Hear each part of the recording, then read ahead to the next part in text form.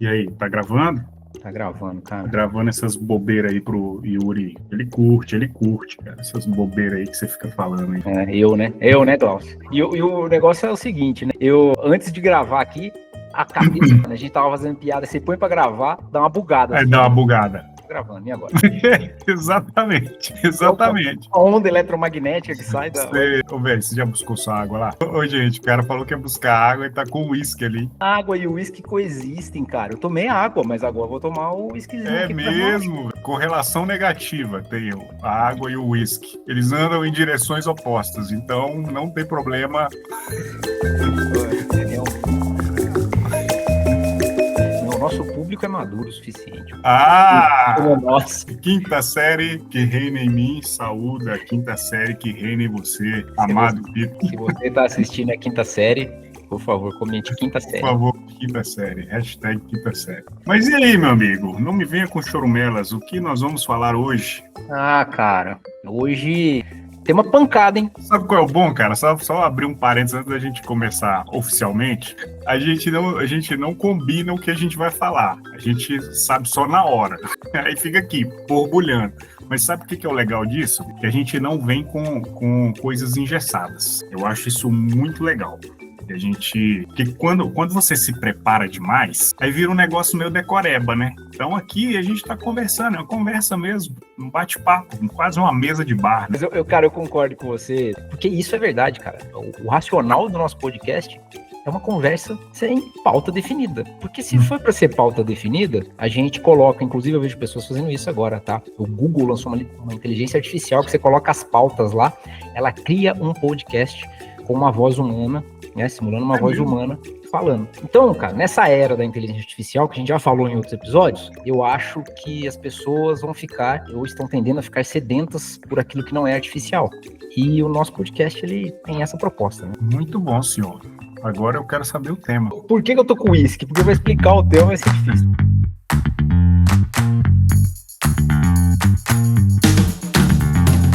Fala, galera! Olha a gente aqui de novo, eu, meu parceiro Glaucio, estamos de volta para bater mais um papo cabeça, um papo profundo, um papo leve, divertido e sem deixar de abordar temas importantes que vão nos levar a evoluir. Sem mais delongas, Vitor aqui, escritor, mentor, gerente executivo e estou aqui com meu amigo CEO Glaucio. Fala, galera, bom demais? Vou revê-los aqui novamente. Tem que apresentar toda vez, eu vou ter que anotar isso aqui, cara. Aí fica fácil. Mas acho que é bom. Mas vamos lá. Nessa fase de crescimento do nosso podcast é bom, porque tá chegando muita gente nova. Isso aí, excelente. Bom, empreendedor, professor, sou papai da Isis. Agora eu tenho que acrescentar também que eu sou esposo da Renata, porque ela puxou minha orelha nos podcasts. Quer dizer, então, que você é só o papai da Isis? Você não tem esposa, não? Não, agora eu vou colocar em todos. Aí você errou rude também, né? Aí errou rude, exatamente. Mas eu te entendo também, porque tá implícito, né? O seu amor por ela. Exatamente. É mesmo, Vitor. Você é o filósofo agora, então? Tô tentando te ajudar, meu amigo. Compra essa. Tá tudo em paz já tá tudo resolvido, agora já tá mais que declarado aqui no podcast.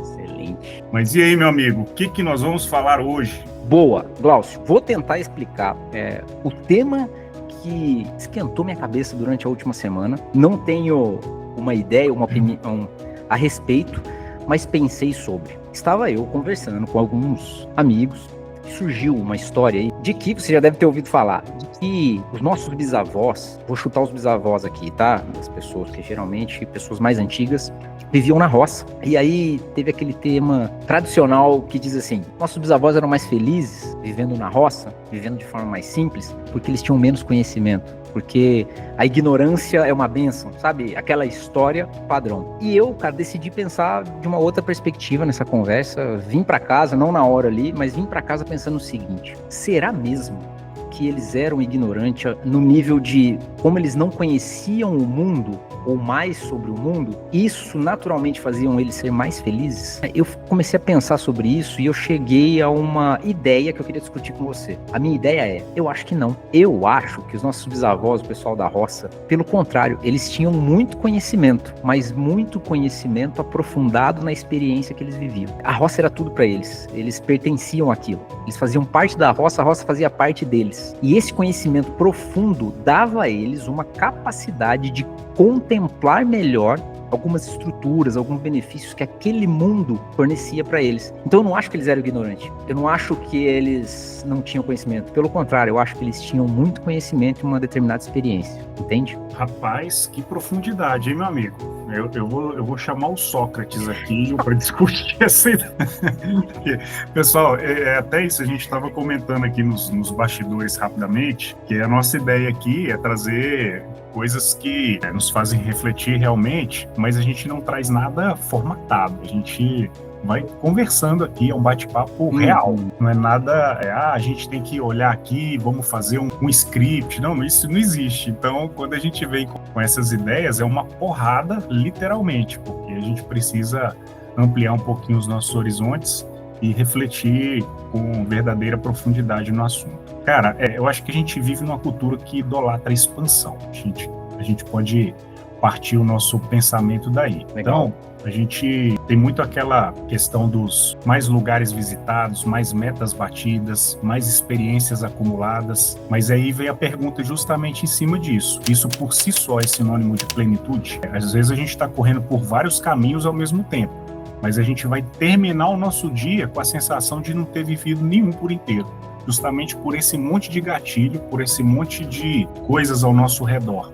E aí quando você pega e comenta aí sobre os nossos bisavós, sobre os nossos avós, talvez seja um pouco isso que você mencionou. A gente tem a falsa sensação de ter profundidade nas coisas, porque a gente está com muito gatilho ao mesmo tempo. E eles não. Eles estavam ali na vidinha simples e eles conheciam realmente a vida deles, cada detalhe daquele momento, porque aí entra a presença, né? A profundidade, ela pede presença. E muitas das vezes, justamente por essa cultura idolatrando expansão em muitas coisas ao mesmo tempo, a gente não tem presença. Então, assim, às vezes a gente está aqui conversando, batendo o nosso papo, mas sem a presença devida. Isso não a gente, né? Que é só um exemplo, mas a maioria das pessoas funciona assim hoje. O cara tá assistindo a um concerto e ele não está presente naquele concerto, porque ele tem tanto gatilho, ele está no celular. O celular por si só é uma ferramenta que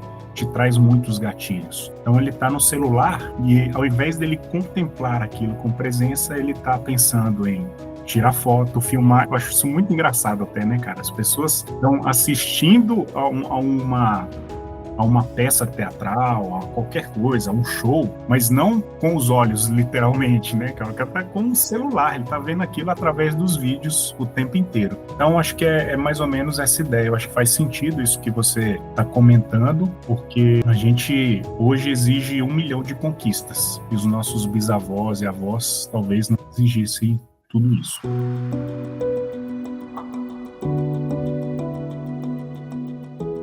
Cara, eu gostei do que você falou, da gente estar o tempo todo tentando medir, quantificar e mostrar aquilo que a gente está vivendo.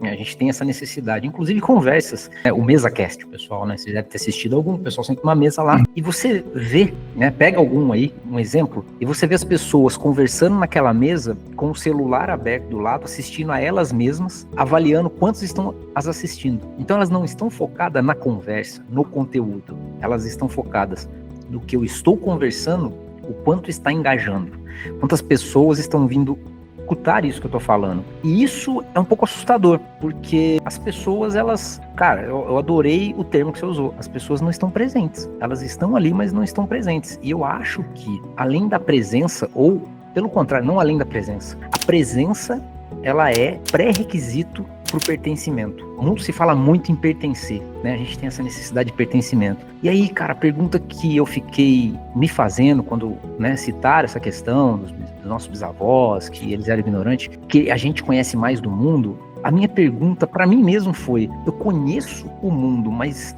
eu pertenço a algum mundo de verdade? Eu tenho o mapa do mundo, mas eu tenho o mapa específico e detalhado de um só lugar? Pensando em enraizamento mesmo, cara. Conhecimento, porque se eu não estou presente de verdade, eu não tenho enraizamento e nem pertencimento em lugar nenhum. E isso me assustou um pouco, sabe? Eu falei, vou levar isso para conversar com o Glaucio. Muito bom, cara. Assim, pegando até um pouquinho da tua fala, você pode visitar 5 países em uma semana e voltar vazio. E ao mesmo tempo você pode passar uma tarde com alguém que você ama, com presença, e se sentir inteiro de verdade. Sim. Então, eu concordo que a gente é muito propenso a essa questão de quantidade e a gente está esquecendo da qualidade. Então, basicamente, e isso, assim, a gente está acompanhando o mundo, né? A evolução, de alguma forma, ela foi por esse caminho, mas é aquilo que a gente já comentou em alguns momentos, Vitor, é a gente tentar desacelerar um pouquinho e voltar atrás para as nossas raízes, porque a gente tem muita quantidade e pouca qualidade e pouca profundidade. Então, isso que você menciona, que os nossos avós, bisavós, né, os mais antigos, será que realmente eles eram ignorantes, né, usando o termo aí que foi colocado? Porque talvez os ignorantes somos nós nesse... Verdade. Porque a gente sabe de tudo, a gente está virando cada vez mais generalista, mas isso não significa que a gente é detentor do verdadeiro conhecimento. E além do conhecimento, que é uma coisa que a gente precisa dividir bem, conhecimento e sabedoria. Às vezes a gente até tem um pouquinho mais de conhecimento em algumas esferas, mas com certeza os mais antigos eram muito mais sábios. A gente está cada vez mais ansioso e sem controle emocional e sem capacidade para solucionar problemas. E no passado, eu acho que isso era mais tranquilo e sereno. Eu concordo, assim, 200% com a questão de a capacidade de resolver problemas, porque a gente realmente desenvolveu novas tecnologias e tudo mais, né? Não é exatamente esse conhecimento expandido que eu acho que realmente evoluiu. É o conhecimento de olhar para nós mesmos, assim. Eu acho que a gente se conhece cada vez menos, sabe? Eu acho que a gente conhece muito o externo, a gente conhece muito o funcionamento do mundo. Como a gente disse aqui, a gente já esteve em muitos lugares, mas eu não sei se as pessoas já pertenceram a alguns lugares, porque pertencer toma tempo. Pertencer, você tem que saber o que você está, como os nossos bisavós. Eles sabiam o que eles estavam fazendo ali, eles sabiam onde eles estavam, como funcionava. Cara, eu lembro do meu avô, né? Não vou nem do meu bisavô, meu avô, tá vivo, graças a Deus, até hoje. São Paulo é uma cidade difícil demais de andar. Eu não consigo andar hoje sem o Waze. O meu avô, até hoje, ele pega o mapa para me explicar algumas coisas de São Paulo. O conhecimento dele, do lugar que ele viveu, sabe? Os lugares que ele passou, e ele cita com detalhes. E não só o detalhe do local, mas o detalhe do que ele viveu quando ele passou lá. Claramente, meu avô estava presente quando ele vivia naquele lugar. Eu fui para São Paulo tantas vezes e eu não sei quantas vezes eu estava presente de verdade, sabe, nosso? É porque, cara, na linha do que você disse aí no título, talvez, do nosso podcast, plenitude não é fazer muito, é se sentir por inteiro o que se faz. Perfeito. Então, assim, a gente não precisa de mais experiência, a gente precisa viver melhor as experiências que a gente já tem. Então, eu acho que essa que é a dificuldade hoje, que essa história da tecnologia, ela tira muito o nosso foco do momento. Você comentou sobre isso, sobre essa questão de, fui algumas vezes para São Paulo, né, e às vezes não me senti presente. E quando a gente vai para o campo, eu tenho uma sensação diferente. Eu tive uma experiência muito legal um tempo atrás. Eu fui visitar um amigo, ele mora no sul de Minas, e lá, por incrível que pareça, né, algumas cidades em Minas Gerais, no Brasil afora, a internet não pega com tanta facilidade assim, dados móveis. Então, eu tive que ficar sem acesso à internet, ao celular. Então, basicamente, eu desliguei a internet, né, cara? E a gente ficou o dia inteiro andando no meio do mato. Minha esposa estava também, enfim, a esposa dele foi. Então, o trabalho dele é mapear algumas fazendas. Então, a gente foi participar desse trabalho com ele. E, cara, olha que coisa interessante. A gente não pegou em celular hora nenhuma. A gente levou o básico para a gente se alimentar. Quando a alimentação faltou do que a gente tinha levado, a gente começou a usar recursos da natureza. Então ia lá, pegava uma fruta colhida na hora, a gente tomava água da fonte a maior parte do tempo, sem tratamento, né? Digamos assim, que a gente está acostumado com água tratada, né? Seja da Copasa ou qualquer outra companhia de saneamento básico. Mas o que eu quero trazer é o seguinte, Victor, nessa reflexão. No final do dia, a gente não tinha nenhum cansaço. Interessante. Nenhum cansaço. Muito bom. Tinha, obviamente, né, a parte física, você estava ali, né, um pouquinho, você chega à noite, está um pouquinho exausto, mas mentalmente, zero cansaço. E às vezes a gente está aqui nesse turbilhão de coisas, você chega em casa, parece que você vai precisar de um psicólogo, vai precisar, cara, eu não aguento mais, o cara na segunda-feira já está assim, esgotado mentalmente. Ou no domingo à noite, né? No domingo à noite, exatamente. Então isso faz a gente refletir sobre todos esses pormenores da nossa vida e cabe muito ao que você mencionou dos nossos avós e bisavós que, cara, eles viviam simples. Igual você falou, meu avô vivia em São Paulo, tudo bem, mas São Paulo naquela época não era do jeito que é hoje. E a tecnologia não tirava o foco, não tirava a presença dele naquele momento. Ele precisava realmente se atentar ao que ele estava observando no mapa. Perfeito. Hoje você não tem essa necessidade, o seu mapa está te guiando o tempo inteiro ali, que é o Waze. Se precisar mudar de lugar, ele te muda automaticamente, né? Então faz muito sentido isso aí que você falou, né?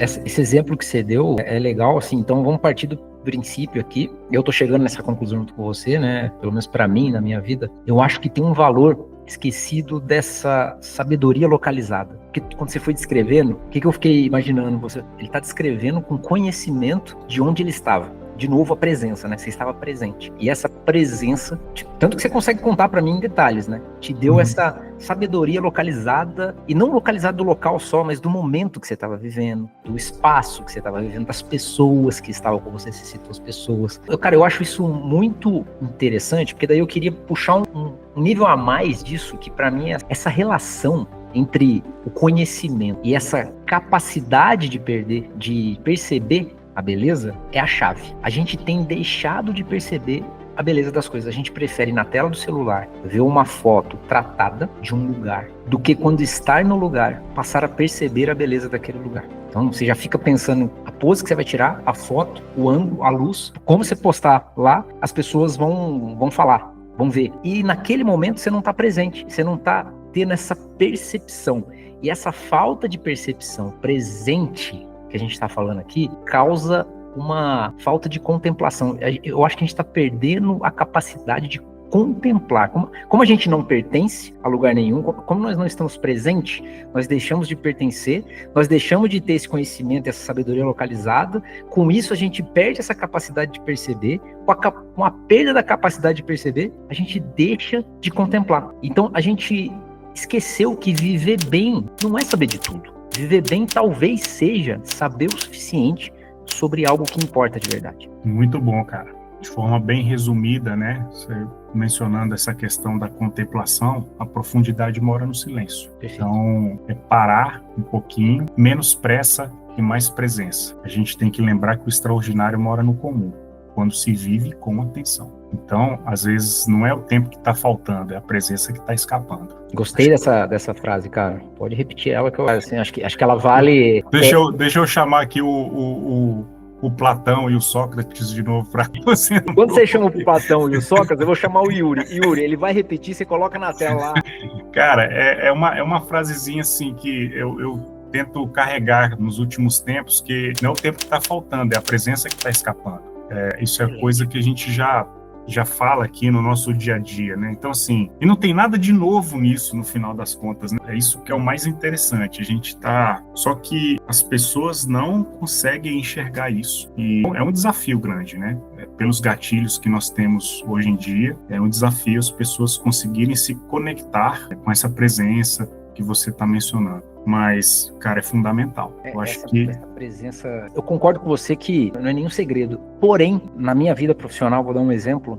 Eu participei de alguns projetos que, quando você chega lá, eu faço projetos de transformação de negócios. Transformação em geral. A empresa está passando por algumas dificuldades, ou precisa implementar um projeto que é muito complicado, ou é uma inovação, né, uma tecnologia nova. Você vai lá e faz um plano, porque... Você precisa salvar aquele projeto, salvar a empresa, transformar a empresa para mudar de rumo, algo nesse sentido. Quando você chega lá, o que eu mais vejo é que a empresa está numa complicação, ou o time está numa complicação, e o motivo principal é porque eles deixaram de fazer o básico bem feito. E eu acho que é isso, cara. A gente tem, não é nada, nenhum segredo que a gente tá falando aqui. Realmente não é. Talvez seja o básico que a gente tá deixando escapar. Perfeito. Cara, é porque a gente vivencia muitas batalhas diárias que vão contra a natureza humana. Se você parar para analisar, a gente sempre sabe o que é necessário para nossa vida. Alimentação bem feita, exercício físico diariamente, leitura diária. Cara, isso é o feijão com arroz, isso é o básico. Quem faz isso? Não é a maioria das pessoas. Porque, mais uma vez, isso vai contra a nossa natureza humana. A gente tende a fazer o que é mais fácil, né? Ao nosso olhar. Porque se parar para analisar, ler, se exercitar, se alimentar bem, não é difícil. Só que a gente cria um desafio enorme em torno daquilo. E os nossos antepassados, avós, bisavós, até nisso eles eram muito melhores do que a gente, porque eles se alimentavam melhor, eles se exercitavam. Ah, Glaucio, mas eles se exercitavam, não eram numa academia? Claro que não. A gente criou o problema da cidade grande, a gente tem que trazer a solução, que é a academia. É verdade. A gente criou o problema do dormir. A gente já até comentou isso em algum momento, eu não lembro se foi aqui em podcast ou se foi em alguma conversa nossa de bar, mas olha só, cara, o dormir, o quanto é importante. A gente, com toda a nossa evolução da humanidade, se tem uma coisa que a gente não perdeu ainda, foi a necessidade do sono. Você faz um monte de coisa, mas você tem que dormir pelo menos 8 horas por dia. A média da população, né? Claro, tem uns que vão ter uma necessidade de dormir mais, outros de dormir um pouco menos, mas a média da população tem essa necessidade do sono de 8 horas. E a gente só se adaptou na questão do horário de dormir, porque hoje a gente tem a luz artificial. Porque antes, quando eles não tinham, eles dormiam muito mais cedo. O famoso dormir no mesmo horário que as galinhas, né? O pessoal do interior brinca bastante. Mas é isso, cara. Você mencionou fazer o simples, o feijão com arroz. A gente não faz o feijão com arroz hoje, os nossos antepassados faziam. Se você for ver as dicas de alta performance que você vê aí, é tudo voltando pro básico, né? É exatamente o que você tá falando. Dormir cedo, não ficar exposto ao... Cara, é tudo que antes era o básico, né? Para os nossos bisavós, por exemplo. E a nossa existência me parece ser bastante esquizofrênica em alguns pontos. É igual você disse. A existência nossa, porque a gente resolve um problema criando o outro e volta atrás. Você deu vários exemplos aí da academia, do sono que a gente se privou para depois vender curso de como dormir melhor, cara. É um negócio maluco. O cigarro, né? Nós inventamos o cigarro, a forma que ele é, a estratégia de comercialização, como expandir isso, como fazer as pessoas usarem muito. E hoje nós estamos num momento de, cara, como parar com o cigarro. Nós estamos no caminho contrário porque a gente... Sabe, aquele negócio, volta que deu merda? A nossa existência, ela é um pouco esquizofrênica nesse sentido, né?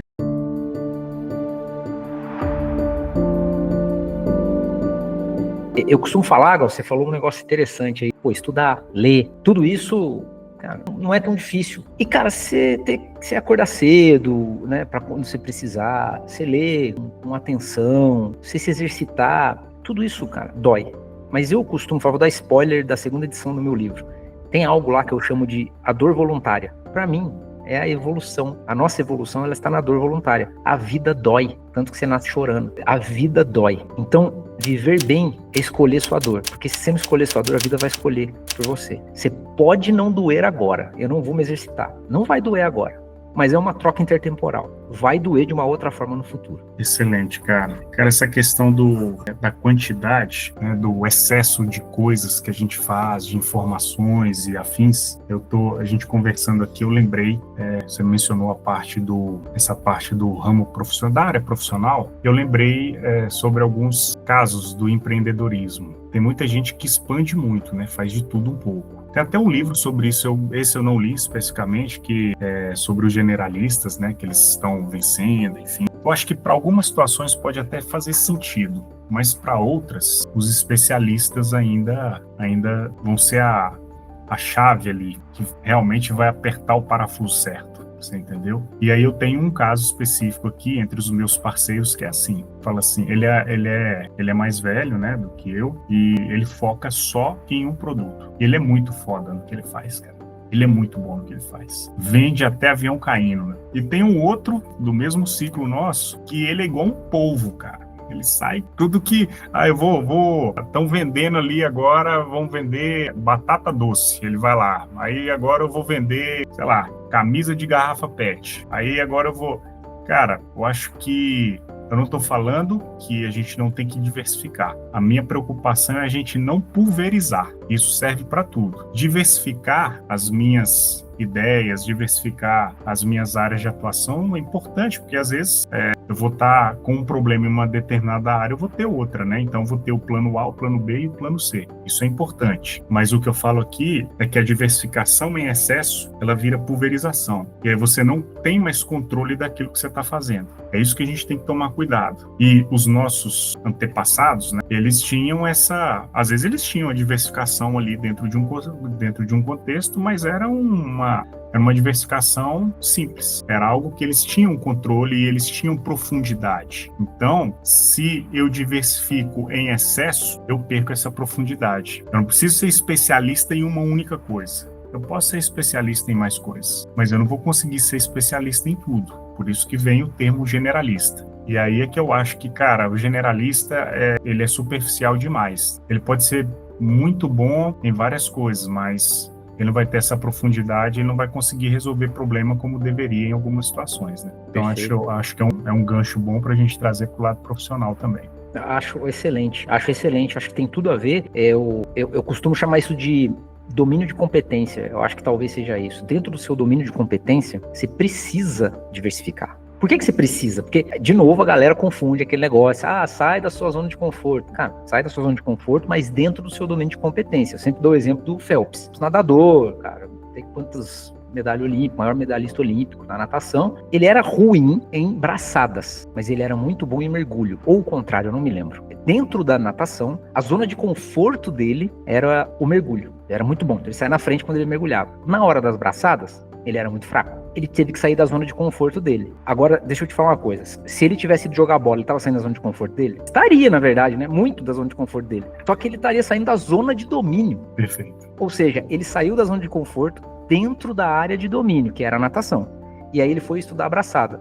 Virou o que virou. Então a gente tem que tomar muito cuidado com isso, cara, eu vou diversificar, então como eu nado, agora eu vou nadar, vou jogar bola, vou jogar basquete também, vou fazer de tudo. Aí eu não sou bom em nada. Agora, dentro da natação, de você diversificar, treinar de várias formas, desenvolver vários músculos, desenvolver outras formas, aí sim é uma diversificação dentro de uma especialidade, que talvez esse seja o caminho. Você deu um excelente exemplo, né, cara, dessa questão do atleta profissional. Exatamente isso que você mencionou. O cara, ele não consegue fazer vários esportes. Para ele ser um vencedor, ele tem que ser um especialista somente na área de domínio dele, que é a natação, é o futebol. O cara, você exemplificou perfeitamente. O cara que tá na natação, ele não vai jogar bola bem igual ele nada, ou uma coisa ou outra. Então ele precisa ser um especialista. Não adianta ele querer fazer tudo. Ele pode ser um generalista dentro do escopo dele, como você mencionou. O cara vai... Ele não é tão bom em borboleta, mas ele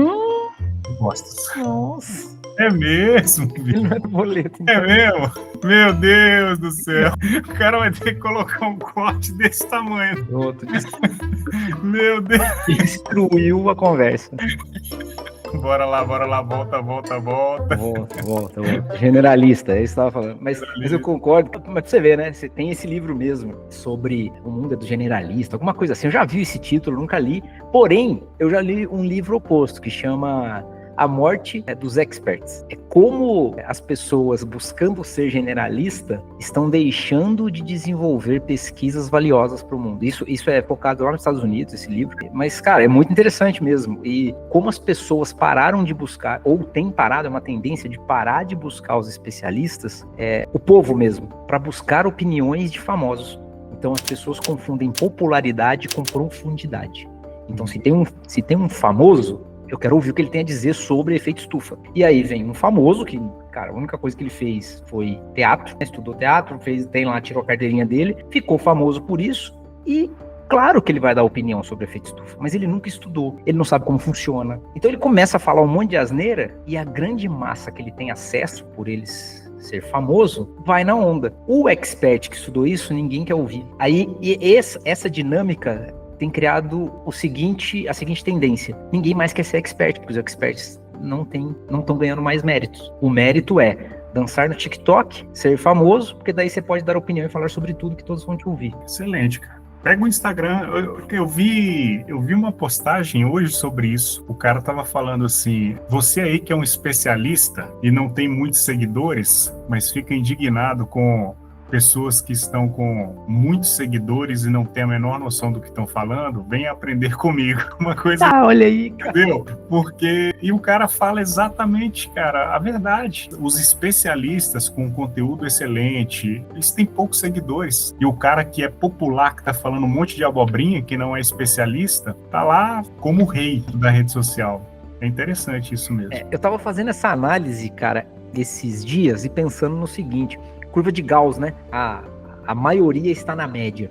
Perfeito. E aí eu acho que é isso que a galera faz. Eles veem aquela média volumosa e o que aquela média consome? Geralmente, o que não te desafia. Porque o que te desafia, já filtra, já elimina. Ninguém quer, entendeu? Quem gosta de desafio tá nas caudas da curva de Gauss, na realidade. Porque quem tá ali na média, naquele grande volume, gosta de coisas fáceis, digeríveis. Então a pessoa, ela concentra o conteúdo dela em coisas que não desafiam, que é genérico, que generaliza demais, que é fácil de digerir, que não tem muita profundidade, porque daí aquela grande massa começa a consumir e ele ganha visibilidade. E quem realmente está produzindo coisas valiosas está na cauda. E é um trade-off difícil, né? Porque você escolhe entre a popularidade, entre os resultados que você está gerando. E aí eu fui ler mais sobre isso, eu sempre pesquiso quando eu tô pensando muito. Cara, apareceu o Van Gogh, que vendeu um quadro em vida. Porque a grande média da época, não tinha conhecimento suficiente para entender a genialidade do Van Gogh, a profundidade dos quadros dele, das pinturas dele. Só foram entender quando a média subiu de nível. Então a média toda foi ganhando mais conhecimento.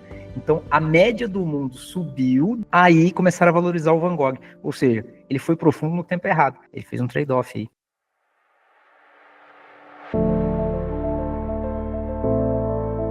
Cara, você falou um negócio interessante que me fez refletir bastante. Para que eu vou vender algo com profundidade se quase ninguém quer consumir com profundidade? Excelente pergunta, cara. Entendeu, cara? Porque a gente conversando aqui e citando esses vários exemplos, no nosso dia a dia é exatamente assim. Eu gosto bastante de escrever também, eu vejo que você também, não à toa, você é um escritor, tem um livro aí, já está indo para o segundo, mas eu percebo o seguinte, cara, no meu dia a dia, sempre gostei de compartilhar algumas ideias, algumas informações com as pessoas nos bastidores, independente de rede social, tá?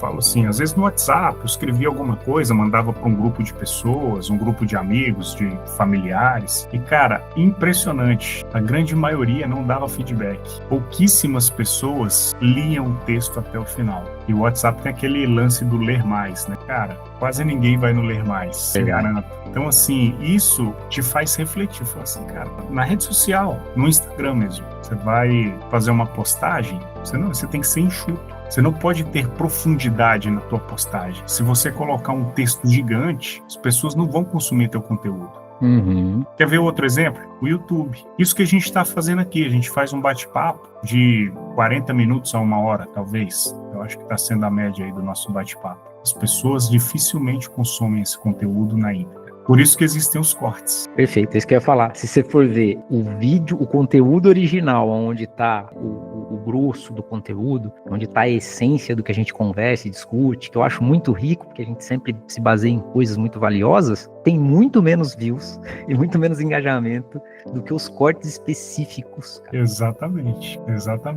Isso diz muito, né? Isso diz muito sobre a dinâmica. Diz muito. E é sobre aquele termo que a gente, inclusive, já debateu aqui, cara, brevidade inteligente. Se você quer atingir mais pessoas, se você quer ter quantidade, você precisa ter menos profundidade nas coisas que você está falando e fazendo. Então o mundo está te fazendo um convite o tempo inteiro para ter menos profundidade. Voltamos ao ponto inicial. E a gente achar que, hoje em dia, que quem tinha muita profundidade e pouca abrangência, como os nossos bisavós da roça, de novo, eles eram ignorantes, no sentido de que eles não tinham tanto conhecimento quanto nós. Será? Será? Ou é a gente que está deixando escapar conhecimentos profundos que geram na gente essa capacidade de contemplação que é o que nos faz perceber e viver momentos felizes de verdade? Talvez seja por isso que a gente seja, cara, cada vez mais ansiosos, depressivos, sem conseguir achar, né, vou usar a palavra da moda, um propósito. Talvez o propósito esteja escondido na profundidade, não na amplitude. Exatamente. Às vezes a alma ela não precisa de movimento e nem quer esse movimento. Ela quer sentido. Perfeito, perfeito. Excelente. Sentido, inclusive, fica aqui a dica do livro, que isso que você falou, Em Busca de Sentido, sobrevivente do campo de concentração nazista, Viktor Frankl, livro sensacional que eu leio pelo menos uma vez por ano. Muito bom, muito bom. Cara, eu acho que é isso, né? Basicamente, a gente retomar as nossas raízes de alguma forma e contemplar mais, pensar no simples, fazer o simples, que ele funciona e com muita presença. Porque está faltando realmente isso, a profundidade. Perfeito. Muito superficial nas coisas. Estamos fazendo de tudo um pouco e tentar buscar menos quantidade e mais qualidade, né? Acho que essa é a palavra, é a frase, né? A reflexão principal. A gente viver com profundidade, a gente tem que ter coragem também, porque você tem que ir contra a maioria. Hoje em dia é isso. Então, isso tem um desafio maior, é aquilo que a gente já mencionou em alguns momentos também.